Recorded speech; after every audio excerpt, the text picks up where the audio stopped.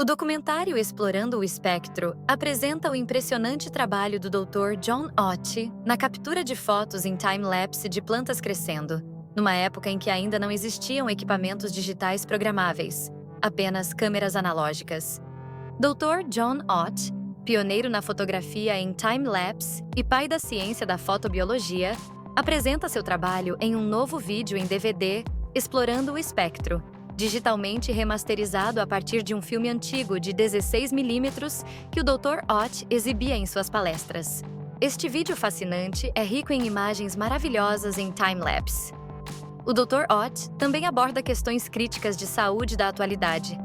Ele descobriu que pequenas quantidades de radiação ultravioleta natural, como a que a espécie humana recebia diariamente do Sol, eram necessárias para a saúde humana. Esse ultravioleta natural e necessário, infelizmente, é bloqueado pela maioria dos vidros de janelas e até por lentes de óculos. Aqui você vê o movimento dos cloroplastos dentro das células da elodéia. Descobri que, sob luz solar natural completa, todos esses pequenos cloroplastos entram em um padrão de movimentação e seguem de forma ordenada ao redor de cada extremidade da célula, comenta o pesquisador. Mas, se a luz for filtrada por vidro comum, que bloqueia o ultravioleta, ou, como neste caso, se for usada uma fonte de luz microscópica incandescente comum sem ultravioleta, muitos dos cloroplastos saem do padrão de movimentação e formam um aglomerado em uma parte da célula. Este incrível vídeo mostra os efeitos do comportamento e saúde de diferentes cores de luz ou frequências em plantas, animais e seres humanos. Por exemplo, o trabalho do Dr. Ott mostrou que as luzes fluorescentes e os tipos mais comuns de lâmpadas geralmente emitem um espectro muito incompleto em comparação com a luz solar natural. Ratos criados em ambientes predominantemente vermelhos ou rosados sofreram muito, desenvolvendo feridas abertas, perdendo suas caudas e alguns até desenvolveram câncer. Essas observações sugeriram um medo generalizado, mas não científico, sobre as frequências ultravioleta naturais. Depois de notar como adicionar um pouco de ultravioleta de onda longa à luz incandescente do microscópio fazia com que quase todos os cloroplastos voltassem ao seu padrão completo de movimentação, decidi experimentar adicionar algumas dessas mesmas frequências de ultravioleta aos compartimentos de animais de laboratório.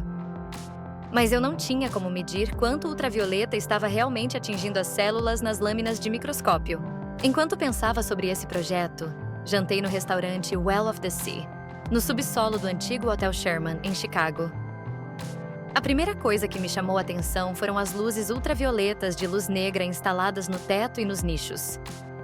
Esse era o mesmo tipo de luz ultravioleta de onda longa que eu usava em meus experimentos com microscópio, instalada no restaurante apenas para fins decorativos.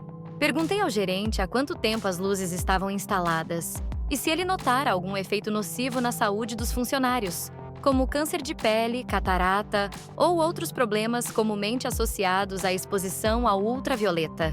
Ele me informou que as luzes estavam instaladas há mais de 20 anos, que essencialmente o mesmo grupo de funcionários ainda trabalhava lá, e que o histórico de saúde deles era tão incomumente bom que o gerente, sob supervisão médica, estava investigando o porquê desse grupo em particular estar sempre no trabalho, mesmo durante algumas das epidemias de gripe mais graves, e também porque eles pareciam tão incomumente amigáveis e eficientes no trabalho. O Dr. Ott usou a fotografia em time-lapse para analisar o comportamento e a atividade. Ele descobriu que ratos de laboratório exibiam uma hiperatividade muito clara, apenas devido à exposição de um televisor sem proteção. Por exemplo, os ratos do lado esquerdo desta imagem estão expostos a baixa radiação eletromagnética, enquanto os ratos do lado direito estão protegidos por um escudo de chumbo. A diferença no comportamento deles é óbvia. Uma excitação excessiva semelhante existe quando plantas ou crianças são expostas continuamente a televisores ou a iluminação fluorescente padrão.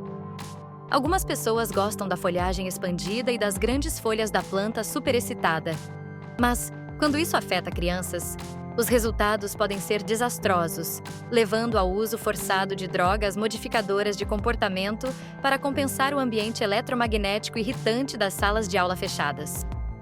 O documentário não apenas apresenta imagens emocionantes em time-lapse de flores, plantas e insetos, mas também aborda questões de saúde relacionadas à cor da luz, frequência, privação de ultravioleta e excesso de eletromagnetismo.